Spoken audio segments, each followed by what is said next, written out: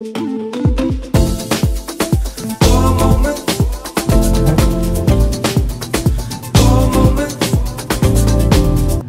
I filmed this video already, but I feel like that I was just doing a horrible job speaking. I was like mumbling, I was stuttering. I get so annoyed when I stutter, so I can only imagine so does the rest of the world. Anyway, so we're gonna try this again. Hopefully I can figure out how to speak this time. So we have lots of books here. This is part one, the books that I read in the month of January. Let's get to it. This is the first month of the year, but it feels like we have been in January for 100 years. Say hi to my dinosaur my boyfriend got me last year. By last year, I actually mean like 2021. Merry Christmas. He has a little hood. Isn't that adorable? We're gonna wait for my heater to calm down before I start talking because I feel like it'd be annoying. Kind of like an air conditioner in the background, but it's my heater. Hey guys, my name is Nikki. Welcome back to my channel. Is my nose red from doing that? If you did not know me, my name is Nikki and I attend University of Missouri. I am a journalism student. This is my third year of college, my first ever year at a big university. This has been my dream school for so long. I was trying to get through that without dying. It did not work. I need water. I need a moment to breathe because that was so difficult for me. I don't know why I just cannot talk to a camera. I struggle. So in this video, as you can tell from the title and my little intro I did, we're going to be doing a January wrap-up. This one I'm going to do without the microphone. I love my microphone, but we're going to see how it sounds without using it. And also, because I forgot it. That's the reason why. But it's okay. Anyway, I do want to film more videos of me using the microphone because I love it. I just don't have any ideas at the moment. Anyway, so this is part one of the books I read in January. Winter break is over, so I'm moving back in my dorm, so this is like part one of all the books I read in January, and we'll do part two later. I'm not sure now how many books that I'll get through. We'll see, but I will come back with part two if I have any updates. Sorry if my necklace is blinding. January has actually been kind of crazy.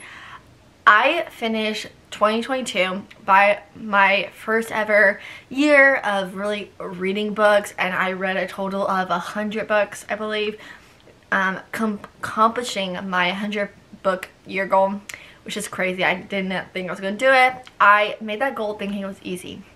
It was not easy. I barely made it. Anyway, so I was wondering, like, as soon as I beat this goal, am I going to continue reading? But spoiler alert, I did. I have really been enjoying reading, especially this month. I have read such amazing books and I love them. So we're going to start off with the very first book I read, which is a series that has been in my mind for like 4 years. I'm not sure I understand. I'm scared. That was my Apple Watch. Siri has been on my mind. Okay, sorry Siri. Uglies and Pretty series, I call it that. I don't know if anyone else does, but I do. I feel like it has a nice ring to it. Anyway, so the first book is Uglies, and it is a dystopian world where you are either an ugly or you're pretty. And young adult, in this world, when you turn 16, you have an operation called Pretty. So they turn all the ugly people into being pretties. But what they don't know is that they're actually brainwashing you and like following them, and basically this number keeps calling me. I never answer it, but it always calls me. Go away. So when you turn 16, you have an operation that makes you become pretty, but what they don't know is that it actually brainwashes you. And so Tally, her best friend Paris, is a pretty right now, and he's in Pretty Town, she's in Uglyville, waiting for her operation, waiting for her birthday. As soon as her birthday comes is when she can become pretty and join the rest of her friends. But she meets someone else that kind of helps her be more rebellious and like back to her old tricks, and her new friend ends up running away, and Talia has to decide if she's going to try and find her friend or if she's just going to get this operation done and go join her best friend Paris. She realizes, you know, being pretty is not as nice as it sounds. Oh, I also give this a 5 out of 5 stars. I really enjoyed it. I was shocked how much I liked this book. I liked how in the beginning you could tell Talia was naive. She's very oblivious to everything going around her. She just wanted simple things. She just wanted to be with her best friend Paris. That's all she wanted. And when she's forced to kind of track down her friend, she soon discovers all the lies and deceiving ways people have been tricking her and everyone for years. So I definitely enjoy this book. Let me move on to the second book that I read. This next book is called Hush. I took this to St. Louis with me during New Year's, I believe. Was it New Year's or Christmas? And it was in my car. I could not wait to read it, but my brother, my dear brother, spilled Dr. Pepper all over this book, and I was being dramatic and I wanted to cry. But it's okay, because we went to Barnes & Noble where I ended up getting another book. The exact same book. Hush by Dylan Farrow. This is like a short book, like the way it's made is small. Doesn't really look that small in comparison. Anyway, I love when books have like design on the pages like that. You can barely see that. So this is young adult, this is fantasy, and I freaking loved it. I love this book. So how do I explain this? This book is hard for me to explain, but basically it's a magical world. It's fantasy. Obviously you're following the main character whose name is Shay, and she is seen as an outcast because of a tragedy that happened in her own family. There's a thing called the bloat. Basically it's like the plague, and it entered her home. Her brother died from this plague, bloat, however you pronounce it. And so her whole town sees her as an outcast because they say, oh, the plague has entered her family. Like, they're cursed. So no one pays attention to poor Shay, except for a character named Mads. And I ride or die for. I almost put this book down because of the way they treat him in the first few chapters. I was like, no, I love Mads. He's my favorite. Anyway, but not only does that happen, you get like key moments between her and Mads, really building that like best friend relationship that they have. But then all of a sudden, like when she's out in the woods, brooding, being her inner Katniss Everdeen. I'm sorry. If I will compare anything to Hunger Games. Anyway, her mom is murdered in her home, and that's where the book really takes off. You know, you have Mads like trying to convince her to stay, like it's fine, like he knows something's wrong. He knows that her mother didn't just die naturally, because that's kind of how they say it. Something interesting about this book is that they're not allowed to say the word murdered. Like by that word, it's a forbidden word, and like if you say that, bad things will happen to you. Magic was a little confusing for me to get in the beginning, but as you read on it makes more sense. Anyway, so after that, Shay knows that she knows what she saw, even when the guards who come to town to see they're being good little town people in order to bless them, whatever, they cover up her mom's death. But Shay knows the truth, so she goes to the castle herself to try and find the guard who did this to her mother. And it's so fun, so entertaining. I freaking love this book. I never put it down. I love it. And there's also a little romance with one of the guards, which I love him. Can't pronounce his name, but you know, what's new? 5 out of 5 stars. Honestly, when I was reading this book, I was like, this is what Shadow and Bone try to do. This is exactly it. I did buy the second book. I'm excited to read that. Also, for the same Barnes & Noble trip, I got the second book in the Ugly and Pretty series. Pretties. I didn't say it, but it's by Westerfield. No, is that right? Scott Westerfield. I guess book a 2 out of 5. I was so sad. I was so excited with this book. I could not stop thinking about what could happen next in the series. Something happens at the end of the first book. This one, it has so much potential. So much potential, and it made me so mad. One thing I can tell you that I remember not liking about this book is the fact that I felt like the character Talia, I want to call her Talia. Her name is Tolly. The character Tolly literally will fall in love with anyone who's in within 5 feet of her. There was like 3 love interests, and like every time someone talked to her, she would just fall in love with them. I was like, girl, so annoying, stop. There's a romance in here that they really try to push, and I just was not believing it. I was like, no. Also, the way they treated Paris in this book, I was very, very devastated. So I got a 10 out of 5. I will continue the series because I need to know how it ends, and I'm hoping one of our characters gets redemption because the way they treated him, not okay. And I'm kind of hoping Paris becomes a villain because the way he was treated in this book, not okay. I was kind of sad in this book. I was so excited to read this book. And then I read my most anticipated read for this year, Lightlark by Alex Esther. I always say her name weird. Alex Esther. She was all over my TikTok. She did an amazing job promoting this book, and I freaking loved it. The back of the book literally says, if the Hunger Games was a dark fairy tale, you get the vicious and enchanting Lightlark. So I'm not crazy. It literally says it on the back. I give this book a 5 out of 5 stars. It was so interesting. I was actually shocked when I start reading this because you're only following one character, and I was expecting to follow like all of them, but you're following only one of the characters who's coming from one of the kingdoms that are participating in this deadly, I want to say competition. Yeah, deadly competition to break the curse.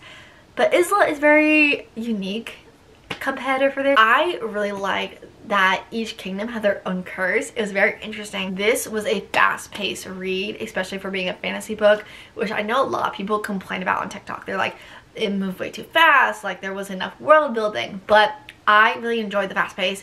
I enjoyed that it wasn't hard to understand what's going on, and you slowly start understanding each of the different kingdoms. So I really like that we didn't spend all that time just world building it and just like really jumping into things, and I thought it was interesting. And I freaking love Grimm. He's my favorite. I put tabs in here, and I found out my tabs are see-through, which I was so excited for. So you can literally see through the words through the sticky note, and it is my favorite invention ever. I think that's amazing because now they don't have to stick out of the book. I don't have to worry about them like bending when I put them on a bookshelf. Anyway, I really enjoyed this book. I give it a 5 out of 5, and the ending I'm satisfied by. And then moving on, oh, this book I didn't know existed. I realized there's a novella to one of my favorite books in 2022, which is A Million Kisses in a Lifetime. And this one is called Birthday Kisses. Why did I give it 4 out of 5? I guess because it's a novella. Anyway, I give it a 4 out of 5 apparently. I really enjoyed this. I love Crew and Ren. They're the most precious things ever. Oh, because it was 50 pages, so it was an extremely short read. The shortest read I've ever read in my life. It was just so precious. It was about her. They both are like married, and they have this kid. Crew decides to plan a little day away to celebrate her birthday. And they were just so cute, and her birthday's on Christmas Day. Anyway, it was an adorable read. I freaking loved it. Read A Million Kisses in a Lifetime, and then read the novella. And then, I think this is my favorite read of the month, which I'm shocked by.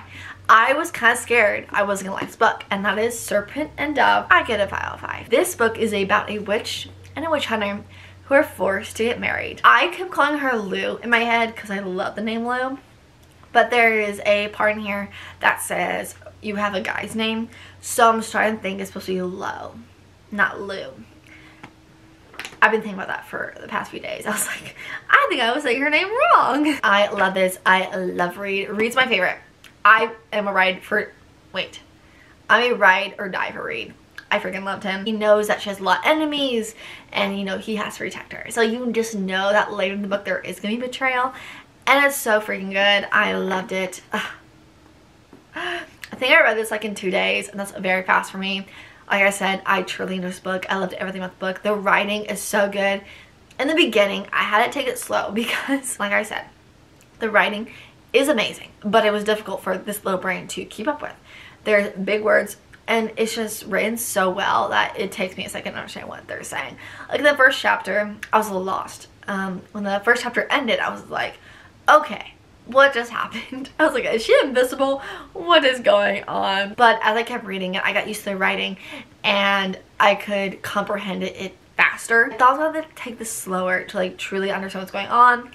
The only things that got me lost were like the witch terms and like the different covens and the different powers and this and that. Could not stop thinking about this book, and I did buy the second book, which will be for next month. A lot of books I'm reading next month are red, which I'm so excited for because February just screams red.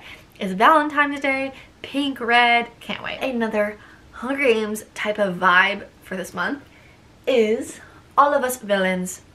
Look at this cover. I don't know why, I'm obsessed with it. This one I feel like is more like Hunger Games than Light Law. You get perspective of multiple people going into this tournament. Everyone has to die except for one person or else they all die. So, and something interesting is that they're children. They're little children going into this tournament, and the blood moon, like, or when the blood moon rises is when the tournament begins, something like that. And you get perspective from 4 out of 6 champions, I believe.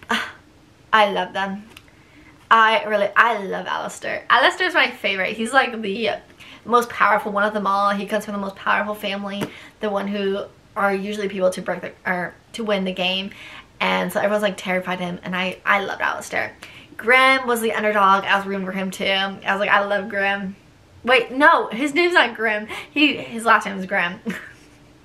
His name's Gavin, but he comes from the Grimm family. The book started off super strong, but towards the end, it did get a little slower. It did get a little not as exciting as the first part. So I give this book a 3 out of 5. I really just didn't like how it ended, and I think part of me, a lot of me, is mad at the fact that it doesn't conclude. It's part 1. I knew there's 2 books because it says on the back, and whenever I read books, I'm like, I'm tired, I'm just gonna look at the back of the book while I stall, decide if I want to read another chapter or watch YouTube. Part 1 of this book, so the games aren't over, there's still like a lot to go, they still have like 2 months left or something, and to figure out how it ends, you have to read the second book. I'm a little mad that it didn't conclude and kind of just like left you there. I just don't like books that just leave the middle of it. I'm not a fan of that. Yeah, I get 3 out of 5. I'm in no rush to read the second one, but I do want to figure out how it ends.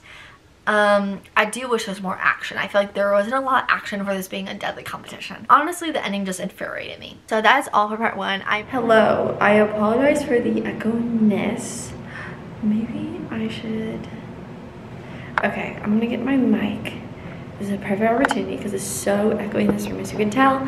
But my roommate is sleeping, and I don't really want to just start tripod books.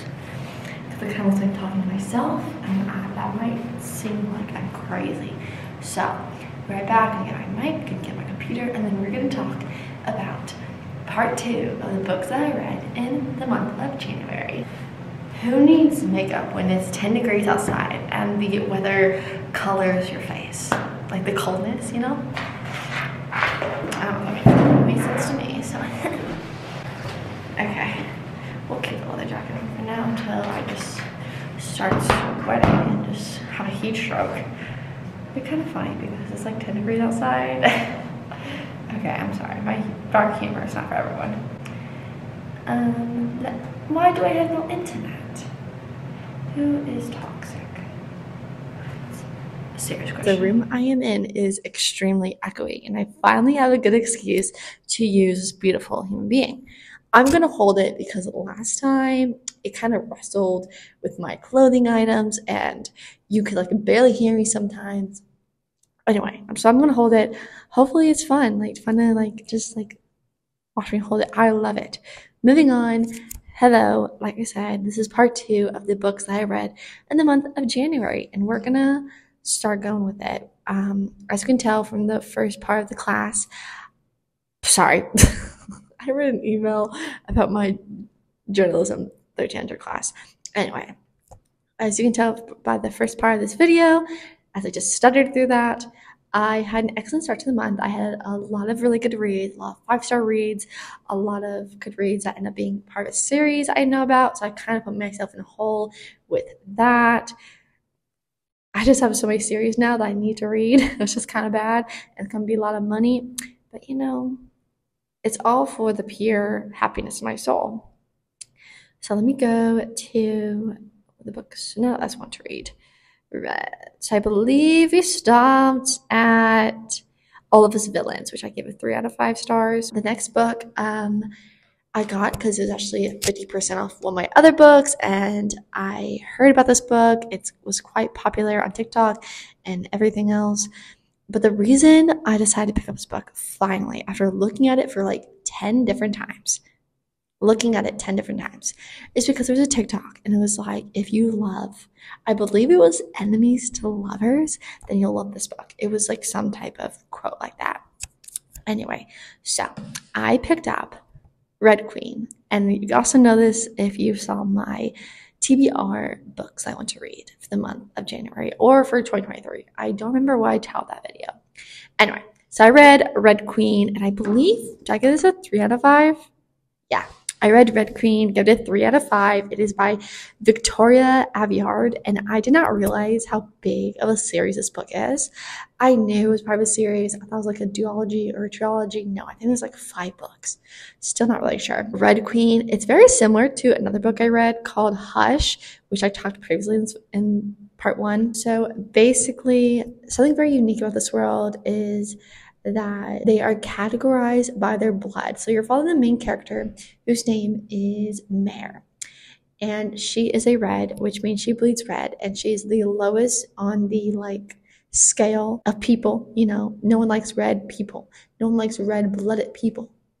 And they're kind of used, they're red people are poor. They're kind of used as weapons. You know, they're the first people that the government kingdom will send into battle to fight their battles because they don't want to, you know, use their precious silver people. So it's kind of fun. That's kind of interesting, the whole like people have different blood, and I really like it. And Mare ends up finding herself having to pretend that she is a princess and does not have red blood. It was very interesting. You see her like pretending to be a princess, trying to stay out of trouble, trying to avoid people seeing her true blood, and it's just like very interesting, and I love the start of it. The start of it was super exciting, and there is like a romance in here, and I love it. I love it. Honestly, I find myself really enjoy like anything that involves like royalty, especially if it's fantasy, because it reminds me of like Reign, the TV show that I just love. I don't know, I just really love stuff like that. Anyway, so the first part is exciting. It's intriguing as she's trying to figure out how to fool everyone else that she is truly a princess, and has to kind of like look over old ways and be more poised, be more princess-like, and also avoid getting her head decapitated, because everyone would want to kill her if they found out her blood was truly red. And while there's also a rebellion going on for the red people to kind of stand up against the way they were treated against the silver people. And it's very interesting. And there's low romance between the princes, and we love that. Love. But the ending for me, I was kind of disappointed by. I wasn't too happy about the ending, and I would have loved to see more of her really like being courted with the prince that she was forced to like pretend that she's gonna marry or something. And I would just love to see more of that. It's just the ending wasn't that. I didn't love the ending. I promised my friend I would continue the series, so that's what I'm gonna do. I already bought Glass Sword, so I will be reading that. And then I am in a book club with Alia's reading, like her book club. I'm in that. It's on like Fable or whatever. Anyway, this month we are reading 5 Survive, and I read it as an audiobook. So basically this book is about like 6 kids, 6 teenagers. I think they sound like they're in college, like senior year, summer or something, going to college next year. I don't really know. Anyway, they decided to plan a trip to go to some type of beach on spring break, and it's spring break, so it's not their summer. I think they're like seniors on their spring break. I'm not sure. Anyway, they're in the RV and they're on the way there. They get lost, and then bam. Can I say that? Hold on. Okay, yeah. So their RV breaks down, and there's actually someone unexpected who is terrorizing the children. Okay, it does say there was a sniper. So yeah, there's a sniper, and they have to try to figure out how to get the situation, and they have to try to figure out how to survive. I give this book a 3 out of 5. I did listen to it on audio. It was Audible I used. Like, it's okay for a thriller. In the beginning, the main character who you're following is Red. In the beginning, told you over and over again that she has trouble remembering things. I was like, oh, this is gonna be important for the ending. No. I don't know if it's supposed to be like she has ADHD or something. I don't think it had anything to do with the trauma. I think it was just the fact that she just has a hard time remembering things. So it was just like really annoying her, like, oh, like talk about something serious and be like, what was the guy from SpongeBob's name? I was like, girl, shut up. There's also another character that everyone dislikes, which is Oliver. And I just didn't like the way his character was kind of created. It was like he was just like annoying on purpose. And like he had no like character build at all. It was just like the fact that he was like just this annoying person that you should just hate him just because of that. And I was like, okay, like what? Obviously he was created to not like him. It's clear as day. It could have been interesting. I think sometimes we kind of lost the like main purpose of the reason they're in the RV. The last chapter though is really cute, involving one of the male characters talking to Reed. That was cute. I will admit that. And then next, I read a lot of books on here. I read the Entangled with Fae series. So I read the first 3 books. So the first book I read was Curse of the Wolf King. This is a Beauty and the Beast retelling, and I absolutely loved it. I give it a 4 out of 5. At first, it was kind of hard for me to get into because how much I love Beauty and the Beast, and I didn't realize it was kind of like I knew it was fantasy, like a fantasy version of it, but it's such a darker version of the actual like fairy tales. I remember loving the dad being the beast. He would do anything for Belle. Like he's the one who like went to get the flower and blah blah, like just a kind soul. In the book, he is not. He like hates his daughter and like just like get married already. But the romance in this book is freaking amazing, and I love the dual perspective. That's my favorite thing about these books, is the dual perspective of you hearing from both the characters. I just really enjoy a good dual perspective. And I also am reading Crescent City, The House of Earth and Blood, I believe it's called. The first one in the middle of these books. I want to take my time because I actually want to read it in February. I'm like 50% through it. It was so hard for me to put that book down, but I just want to update. I'm like 50%, 60% through that book. I probably will finish it today, but I wanted to wait till February to actually finish the book. Anyway, so then I moved on to the second book, which is Heart of the Raven Prince. I was scared going into this book because I was like, there's no way it can top the Beauty and Beast. Like, that was freaking amazing. I loved it. And it's Cinderella.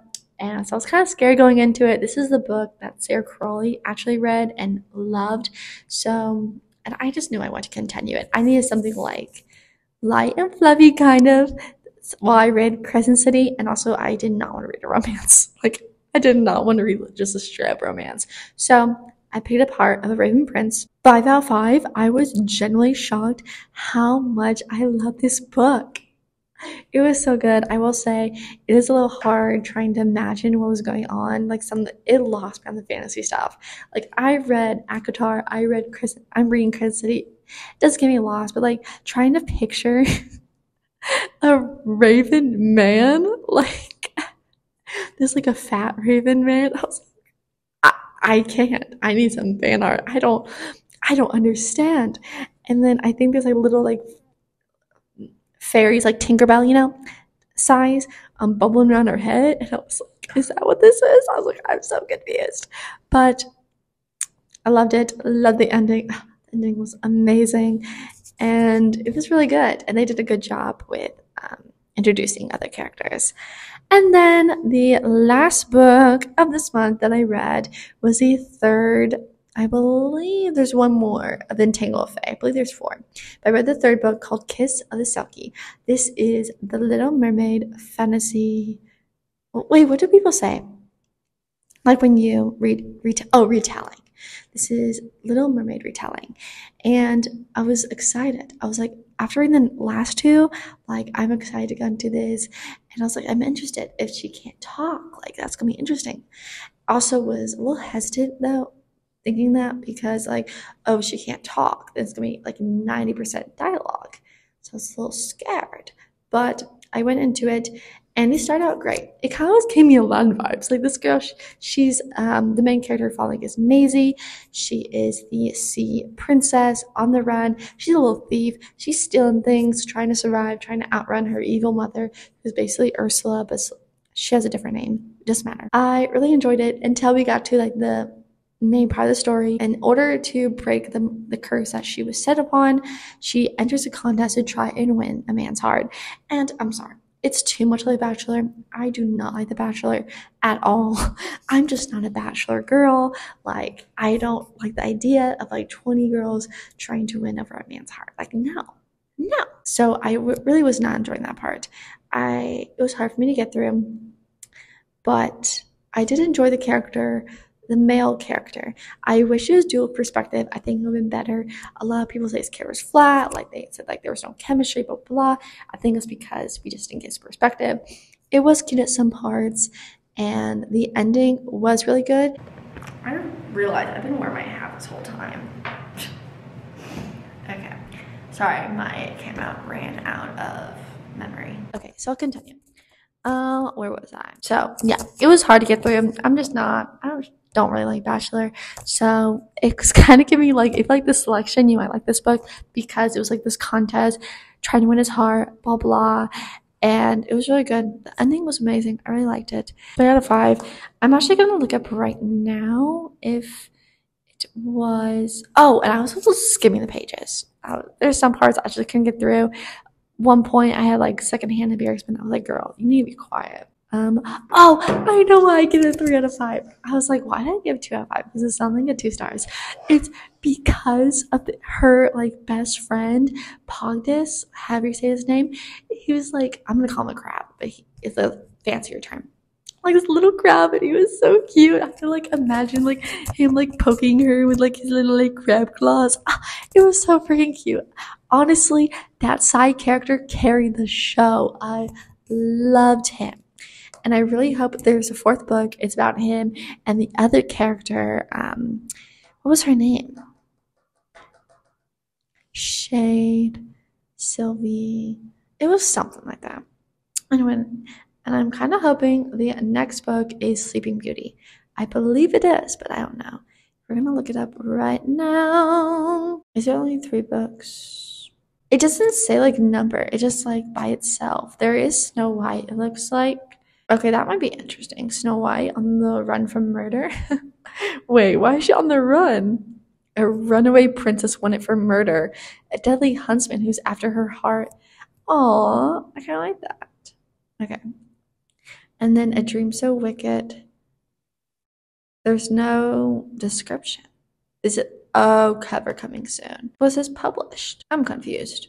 I don't think it's published because people are just giving it 5 stars without saying anything. There's 2 ratings. So I'm guessing it's coming soon. Maybe it's an ongoing series. I'm kind of excited for that. So there is one more, Snow White. I don't know if I'll read it. It depends if it's on unlimited Kindle or not. Because if it's not, I'm not going to buy it. I go to college. I don't have a lot of money. Got to be generous with me. Anyway, so that is it for all the books I read in the month of January. We had a very strong month. I read a lot of good books. A lot of good, like, beginning books for a bigger series. I'm very, very excited. I'm currently reading Prison City, as I said, and I freaking love it. I love Bryson Hunt, and I cannot wait to talk about it for next month.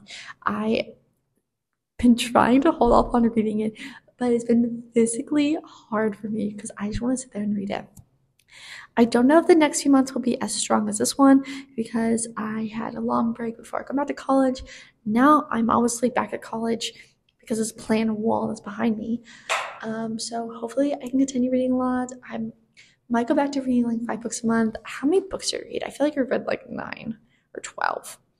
Okay, 1, 2, 3, 4, 5, 6, 7, 8, 9, 10, 11, 12.